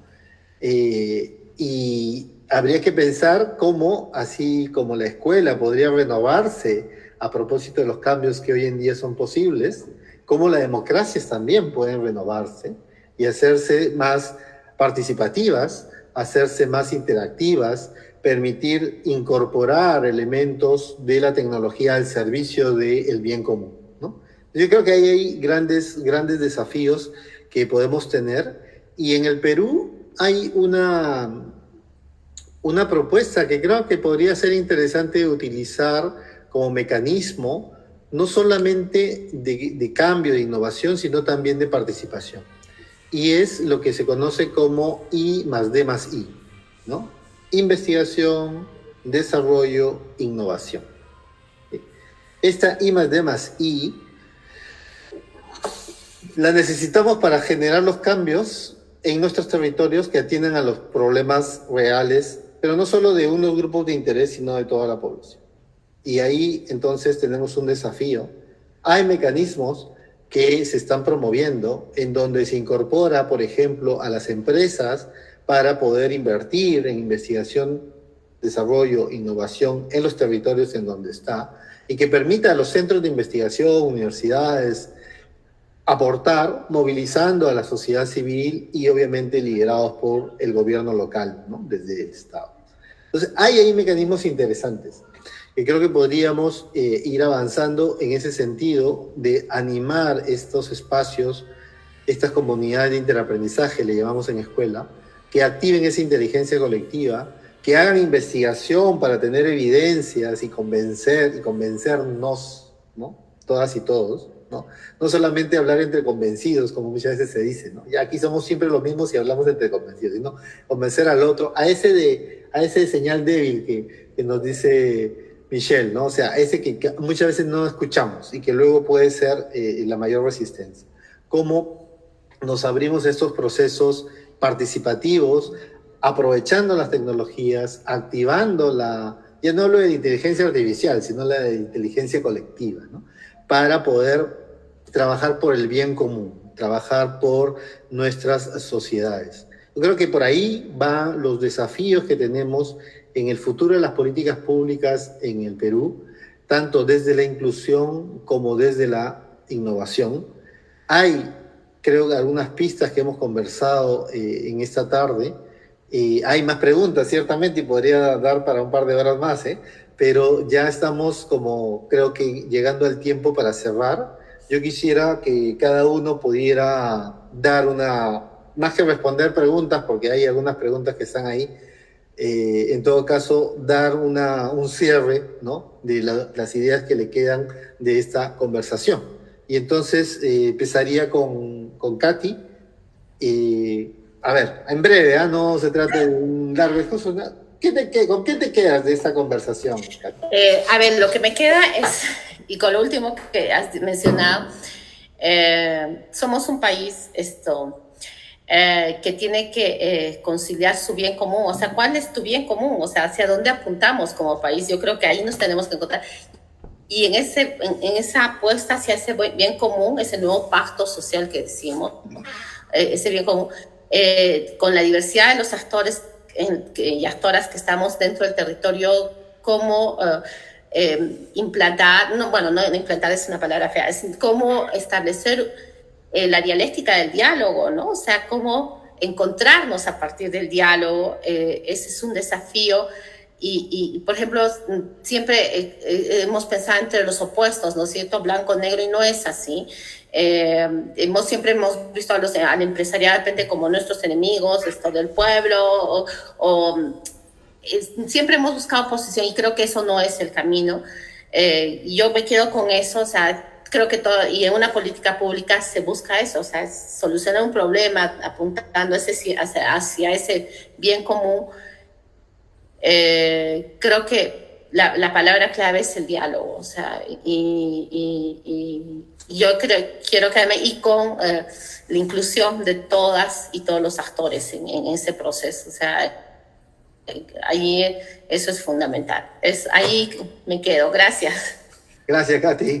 Yair. Sí, en el mismo sentido, ¿no?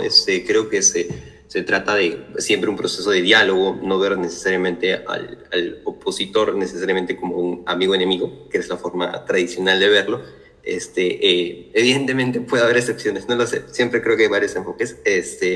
Eso, y sobre todo garantizar el tema es fácil decirlo ya, pero hacerlo es súper difícil. El tema de la sostenibilidad de un ciclo de políticas públicas hasta incluso su propia implementación es un poco más difícil, pero creo que con voluntad se puede bastante, y sobre todo dialogando y haciendo que la gente participe desde todos los procesos, ¿no? Y finalmente comentar, una vez más, agradecido con Arnaldo, Michelle, todo el equipo de Escuela para el Desarrollo por la oportunidad para conversar, ¿no? Es algo que caracteriza mucho a Escuela para el Desarrollo. Prométanme que no lo van a dejar de hacer, por favor, porque digamos que su impronta, y es necesario tener ese tipo de conversaciones. Entonces, muchas gracias, y pues sigan, si no, es algo muy bueno. Gracias. Me permito algunas palabras. Implementación. Alguien en las preguntas se preguntaba de nuevo sobre la implementación. La implementación se hace a condición que haya convergencia, o sea, todos van en el mismo sentido y quieren llegar a un objetivo, que estamos preocupados del bien común. ¿Cómo se hace eso? Es incluyendo a la gente, y tenemos una oportunidad. Hay nueva tecnología que nos permite de aplicar la innovación, de hacer cosas nuevas y comprometer más gente. En ese momento tengo la impresión que en el Perú no están al momento de diálogo cuando veo las actualidades, ¿no? Y significa que hay un papel aún más importante para gente como ustedes y los que nos miran en Facebook y la Escuela para el Desarrollo, para llevar a cabo algunos otros seminarios, clases, conversatorios, para que profundicemos las preguntas que no hemos alcanzado a liquidar aquí, que serían importantes. Mecánicamente, ¿cómo hacemos para que en el mundo numérico digital hacemos que la gente participe, ¿no? Podríamos tener algo bien técnico sobre eso. Podríamos imaginar también algo bien técnico sobre cómo hacemos para que el Perú sea competitivo en relación con los demás países alrededor, gracias a una política económica, social, que sea ventajosa.